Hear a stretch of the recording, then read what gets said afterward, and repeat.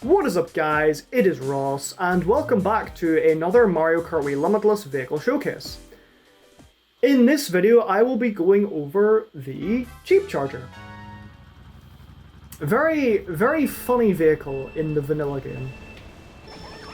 And much like the Shooting Star, this is another one of those vehicles that was inspired by Rebalanced. Look at the state of that mini turbo. That is a long-ass mini-turbo, and yeah, CHEEP CHARGER is another one of those vehicles that likes to build them up and ride them into the sunset. Though you may have noticed that it goes even slower than some of the vanilla carts, only going 83 km/h. That is because, well, when you've got a vehicle with that long of a mini-turbo, you do have to be slow in order to compensate for that. Fantastic drift as well. I think it has one of the tightest drifts of all carts. Maybe the tightest, but I don't know. I would have to fact check that. Because drift stats aren't quite as straightforward in Limitless, because Limitless has like different drift angles that it gives to vehicles as well that impact things. CHEEP CHARGER itself has a bit of a wide drift angle. It's pretty difficult to notice because of how tight its drift is, but you can see I'm sort of able to swing out very sharply upon executing drifts. And there is a perfect example of the convenience of CHEEP CHARGER's mini turbo, because I was just able to completely cleave that off-road shortcut. And obviously CHEEP CHARGER's lightweight means it was in no risk of falling off. Well, I guess that's to be expected. CHEEP CHARGER has pretty good acceleration, tight drift. Its handling isn't that great. Though I guess you could argue it's not that bad either, because I just swerved into a green shell and made my own life extremely miserable. And its off-road is meh, but you can use mini-turbos to circumvent that to an extent.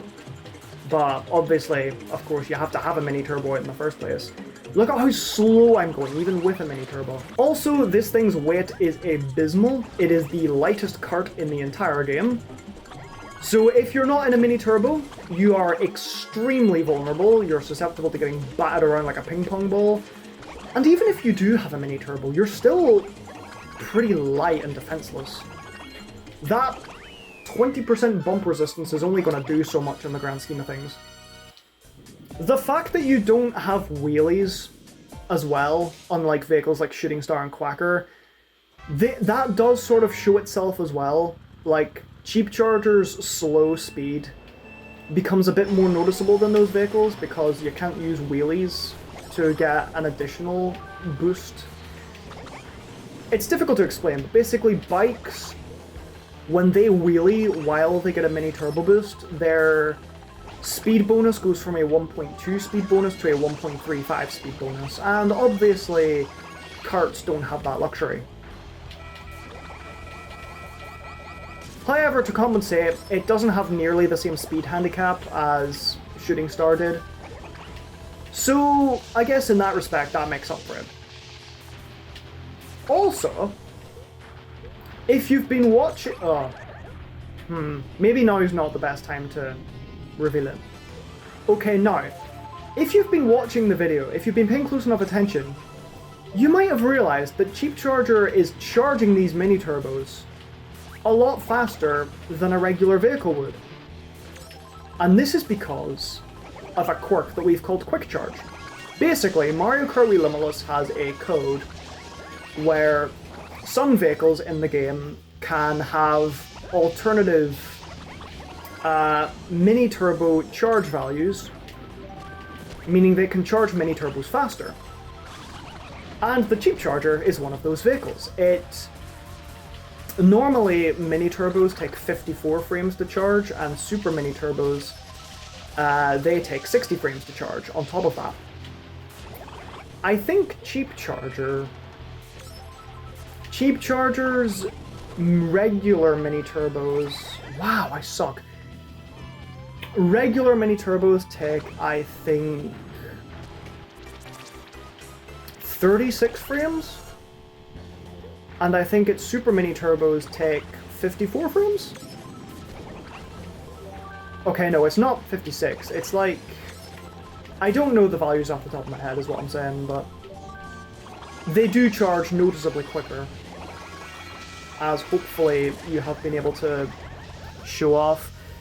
Even the items that I have to deal with don't want me to succeed in this track, huh?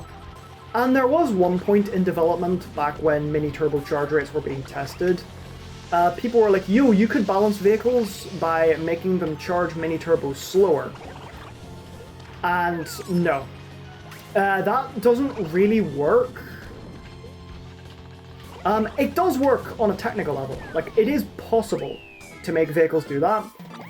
The thing is, it makes them really unfun to play. Like, it makes it so that you have to approach turns way more differently, and they feel very restrictive in that context. They just didn't feel right. Which is why all of the charge rate differences in Limitless have been to make vehicles have reduced charge rates and not increase charge rates, if that makes sense. It becomes really noticeable on a track like N64 Bowser's Castle, where a mini turbo would just take forever to charge on some vehicles. This thing gets so much air, huh? I want to see if I can make this cut. This cut is a bit awkward to make on kart, but we'll see how it goes. Oh wow, actually wasn't too bad. Cheap Charger's mini turbo and lightweight can cause it to do some pretty crazy stuff. Pretty crazy. That is a phrase of all time if I've ever seen one. That's a flub and a half. But yeah, it can do some pretty crazy stuff with that combination. It's also quite resilient in mid-pack because its acceleration is good, it's got a small hitbox, it's got tight drift to weave in and out of stuff, and it's got quick charge, which means having to drop its drift in order to avoid last-minute traps isn't the end of the world for it. On situations where it needs an SMT, however, as opposed to just a regular MT, however, it can make things a bit complicated for it. And obviously the low weight really bites it in the ass in certain scenarios, so you don't want to be too complacent in a pack with the Cheep Charger. Stay back, Bowser. Oh, I was distracted by Bowser's wetness. That's gonna sound so out of context if you're not in the Limitless community. There's this whole wet Bowser joke. It's in reference to the fact that dry Bowser is dry Bowser, and regular Bowser thus is simply wet Bowser. There's nothing else to it really, it's just funny wordplay.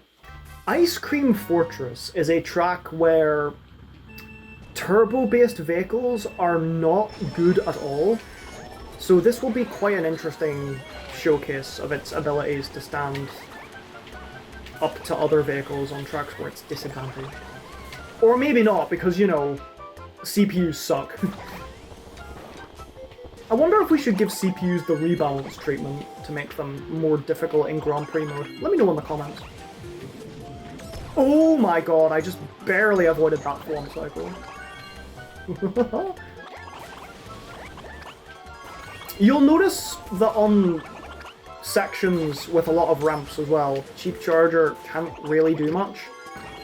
Because its mini turbos are irrelevant because you're in a speed boost anyway, which just means that its lower speed compared to other vehicles just sticks out like a sore thumb.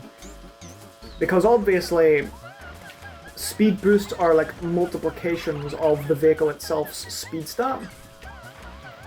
So when everything is in a mini turbo, Cheep Charger is going to be very slow. Which means that ramps are just not good for it. Boost ramps specifically. Regular ramps can be fine, but boost ramps, they just kill it on the spot. It's like a fish out of water. It's quite literally a fish out of water. Oh, that was a red shell that popped into my reticle and died instantly. Oh, not the blue shell. Could that blue shell not have come 3 seconds later so I could get a cheeky little cannon dodge? You know what, let's go bottom row. Let's showcase this. Oh, well that's not very nice. My drift didn't come out. And obviously on Cheap Charger, that's a very big detriment, because no drift means no mini-turbo.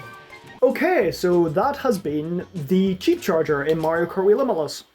Thank you so much for watching another Mario Kart Wii Limitless developer commentary and vehicle showcase. Be sure to stay tuned for the other vehicles whenever those parts come out, and if you haven't already, check out the previous parts as well. With all that being said, this is Ross, signing out. Goodbye.